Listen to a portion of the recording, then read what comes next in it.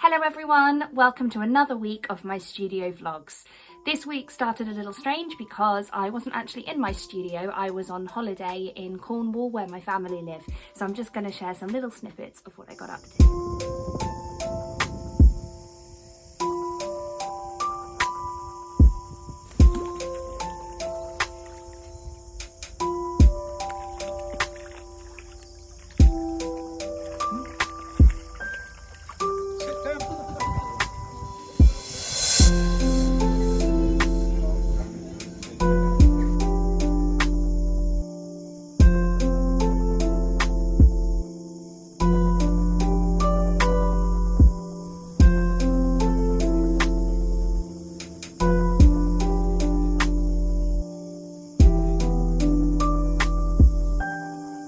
It's actually Saturday right now. I've hardly filmed anything of myself actually talking to you guys throughout this week because since I got back from Cornwall it's been pretty non-stop and I'm finding it quite difficult to keep on top of everything this week. So tomorrow is, as you know, Sunday, which is my social media day. So I'm kind of looking ahead to that and just making sure I start next week totally on top of everything so that I can be a lot more productive next week. Because I haven't got as much done as I would like to. But that being said, I will show you some little snippets of a few things that I've been doing.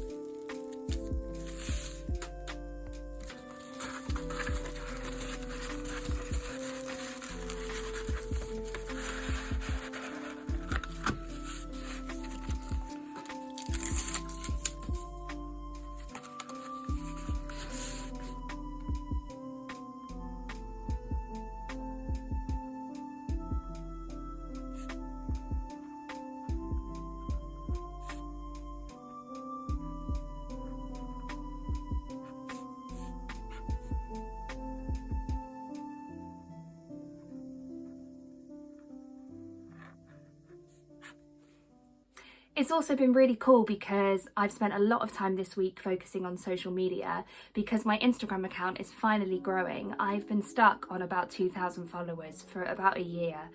And despite putting out loads of content, you know, every single day posting stuff and content that I'm really proud of, I'm not just regurgitating stuff, it's like good creative work. I just wasn't seeing a growth in numbers and I was getting really frustrated. So I chatted to a friend of mine about this recently, a few weeks ago, and she sent me a link to someone else who was having a similar problem with their business accounts. And something in the caption of what this woman had written just sparked something in me. She said that her personal account often got a lot more engagement than her business account. So I just thought, well, actually, I don't really sell anything through Instagram per se. Sometimes people might find me on Instagram and then go to my Etsy and buy something, but nobody ever uses the shopping function on my page. So I don't really need to be a business page.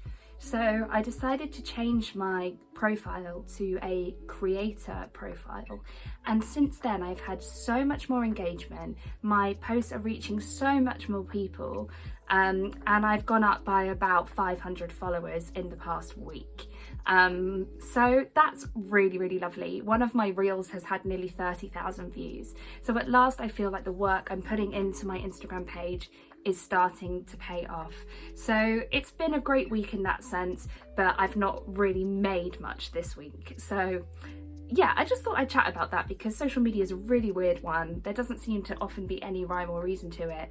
But when I made this change, I saw such a sudden and dramatic increase in activity on my page. So maybe that would work for you. Who knows? Hiya and happy Sunday. Today's a little bit gloomy actually, so it's quite a nice day to be just chilling at home and working in my office. Today is for social media, it is for journaling, it is for taking videos, and it is for taking lots of photos and scheduling all of my posts for next week. I love doing it. It makes me feel so organised and just makes me realise how much creative work I actually do in a week when I come to taking the pictures. So it's going to be a good day. I thought, because I haven't filmed a huge amount for my studio vlog this week, that I would, rather than show you like little snippets of journaling, I would try and film my whole process with you and talk you through how I come up with my ideas. We've also got June starting next week, so I'm going to need to do a whole monthly spread, a cover page, all that sort of stuff. So I thought it was a nice opportunity to give you a little more insight into my process there. So the first thing I'm going to do is actually have a look on my Instagram and see what themes for the month people have suggested, and then I'm going to pick one, and then I'm going to head to Pinterest, do a little bit of research, maybe print out some pictures that I can use as some references, and then we'll get started.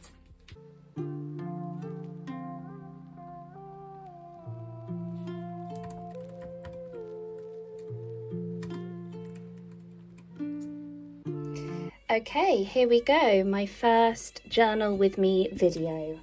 I've just got some peaceful music playing in the background, so hopefully I've got the volume levels right. I guess we shall see. And I've printed off my inspiration for setting up for April. So a big shout out and thank you to my friend Emma, who suggested the lovely theme of Hobbit houses, and I'm totally obsessed with this idea. I love Lord of the Rings, so I think it will make for a really lovely summery vibe for June. I keep saying April. It is very much not April anymore. It is going to be June. And yeah, so I really wanted a warm summery theme for June. It's also the Jubilee weekend coming up, and another theme that Emma also suggested was village fates. So I think I'm going to combine the two themes because I love the vibe of the party at the beginning of Lord of the Rings. So I think I can kind of incorporate them both together. I'm thinking lots of bunting, lots of cute little round doors. I'm even thinking maybe there's a possibility of sort of cutting out one of these sort of doors a bit like this in my journal and making it interactive, being able to open it. We shall see, but I'm just going to start by sketching out something for my cover page. So let's grab my journal.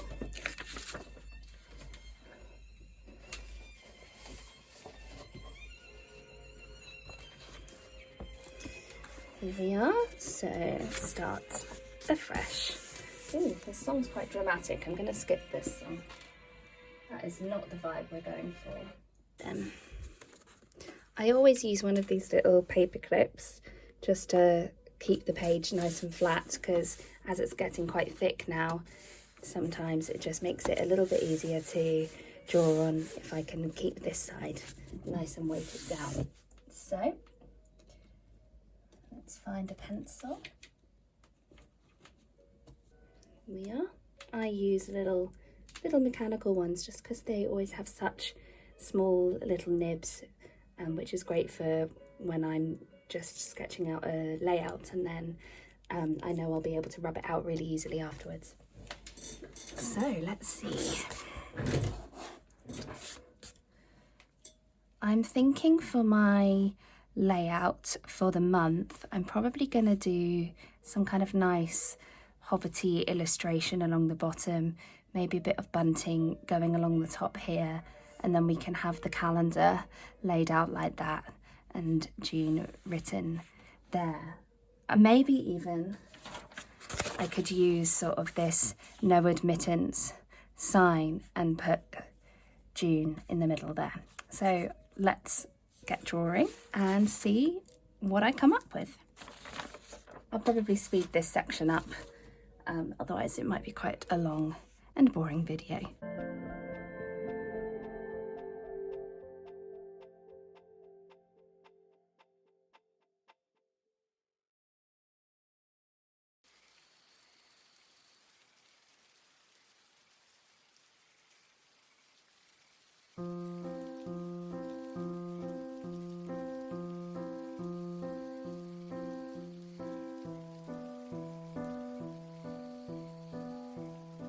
Well, now that I've finished my original drawing, I am just going to have a look and see how many weeks June is spreading over this year so that I can draw out a conventional calendar shape here. So what I've done is I've looked at how many weeks June spreads over this year, and I've counted out the number of squares that I needed to be able to fit them all in. So I've done 3 by 3 squares for every day this month. So I'm just going to draw that out now with a pencil, just in case I make any mistakes, but I've dotted where I need to do all of the lines first. So let's do that next.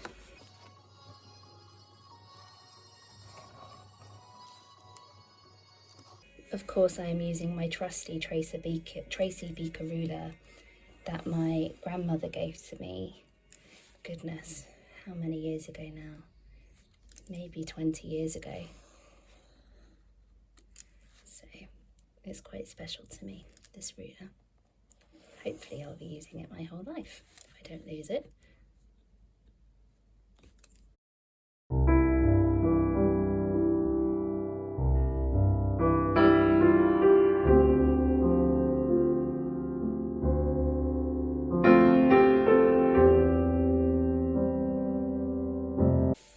To figure out what I'm going to put in this section, so I might put a sort of goals for the month or things I'm looking forward to, or I might just do the title.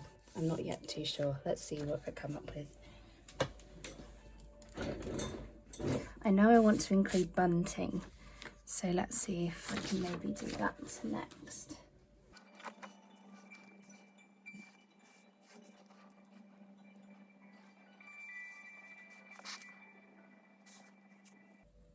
And I'm not too worried that this has overlapped the calendar, because I know that June doesn't start until a Wednesday, so I can afford to have some bunting go over these 3 squares.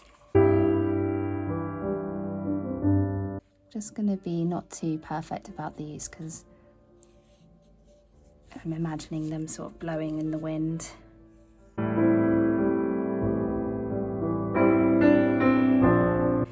And then I think I'll do a little title here and a little box for some goals or some notes or something here. I can just tell this is going to look really nice. I'm really enjoying this theme so far. I quite enjoy painting and drawing like nature themed stuff. A lot of my drawings are usually animals or flowers, so a theme that's sort of really steeped in the countryside is right up my street. I think Emma knew this when she suggested it. Okay, that's great. I'm just wondering if I need to put anything here. I think I might do a little key for my calendar because the squares are quite small, so I think I'm going to do a little key down here for what different things mean. Conveniently use up this space as well. Although I was thinking, hold that thought. It would be quite nice to include this here. So I think I'm just going to draw that first and then I'll finish this box.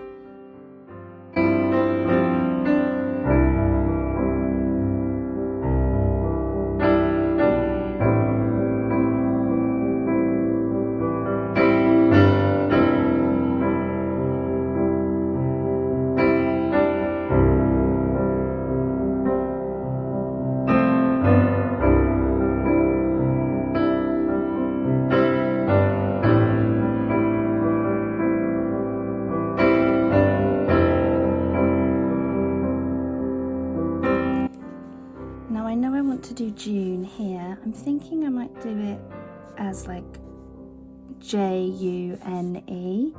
So I'm just going to mark out the squares. Lettering is not my strength, so I'm still getting good at this. And so it helps me to mark out exactly where I want it to go and how much space I want each letter to take up. So let's just see.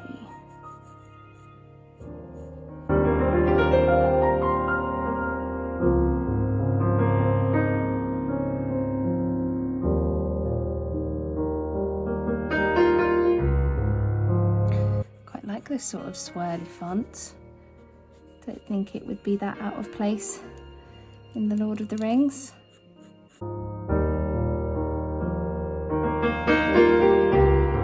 Okay, so now obviously it needs some colour, so I either use watercolours, coloured pencils, or even oil pastels sometimes in my journal. For this one, I'm going to use my watercolour paints to get those really delicate greens and stuff in, and then I'll probably go over the top in pencil crayon as well. So I'll just get my paints. I use this incredible paint set. Let's see who it's by. What does that say? Maybe this is the brand Kuretake, made in Japan. Yeah, Kuretake. I hope I'm saying that right. But anyway, I bought these off Amazon. They were about £40 and they're just absolutely beautiful. The colours are so vivid, so I really love them.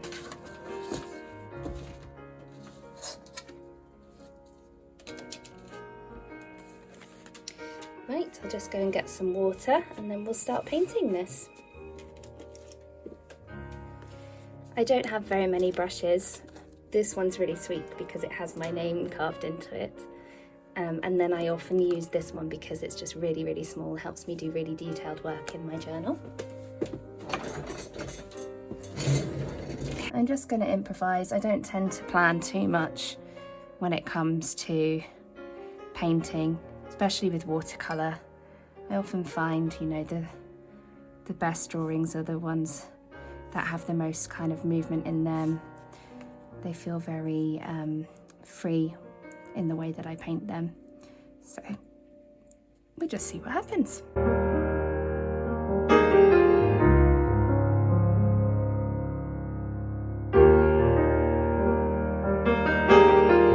I focus on the beginning on just getting some base colours down because you can always add the details in with pencil afterwards. So yeah, this step of the process is just always about getting the colour on the page. And the great thing with watercolour is that you just always get texture, even when you're using the same colour, you're not mixing too much. You just get subtle details in there straight away, which I really love.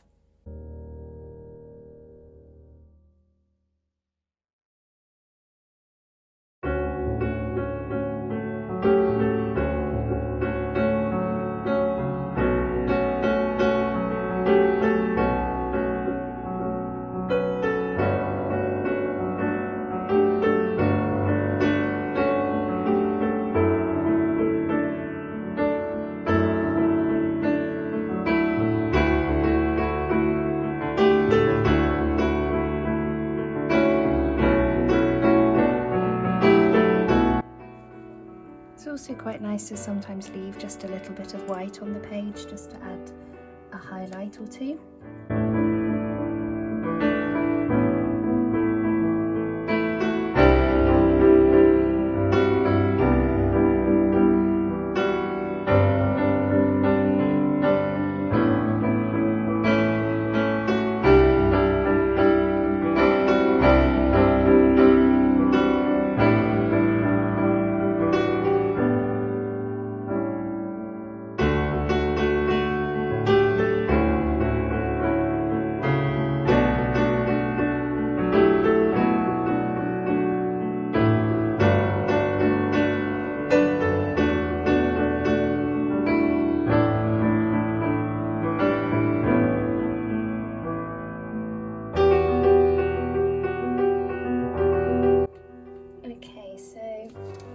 That's the painting pretty much finished. There's obviously a lot of finer detail that I would like to add, but I prefer to do that in colouring pencil. So we're going to swap over to that now. I'm going to pack my paints away. So these are the colouring pencils that I use. To be honest, they're not fantastic. They're just from WH Smith. I definitely think on my Christmas list this year I'm going to ask for some really good quality colouring pencils, but they will do for now.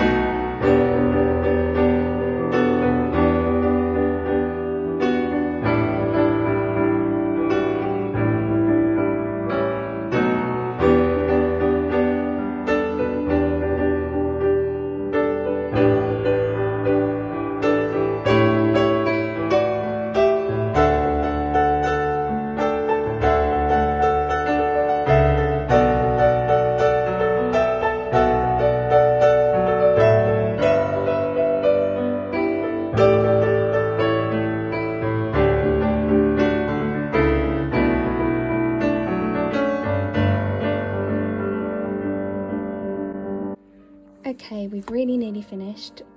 Pretty much the last thing left to do is go over all the pencil lines I've already done in pen.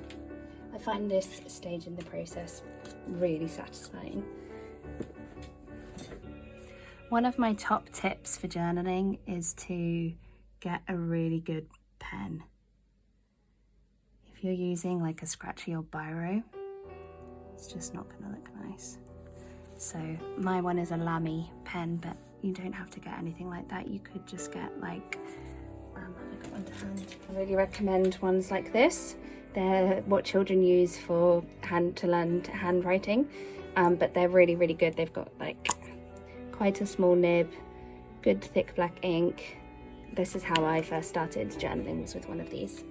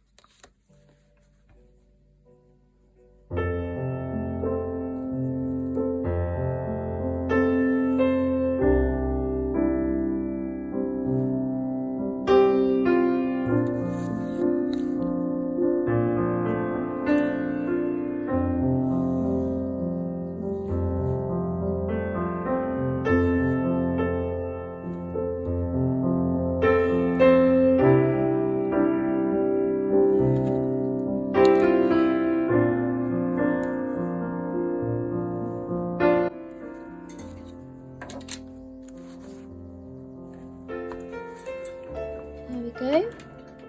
So now I just need to pause filming for a moment because I want to fill in all of my dates in my diary, and I keep them all on my phone, so I'm just going to do that, and then I will show you what it all looks like when it's finally finished. And there she is, she's finished. I'm really happy with this spread. I think it's a really lovely theme. I think I'm going to have a lot of fun doing lots of colourful spreads this month. Not at all overwhelmed by my diary. Oh my goodness, it's going to be a busy one. But yes, I hope you really enjoyed this video. It was really fun to kind of chat through my process. It also makes me realise quite how long I do actually spend on these spreads. They do take quite a long time. But yes, if you enjoyed it, let me know in the comments, and I will see you next week. Take care. Bye bye.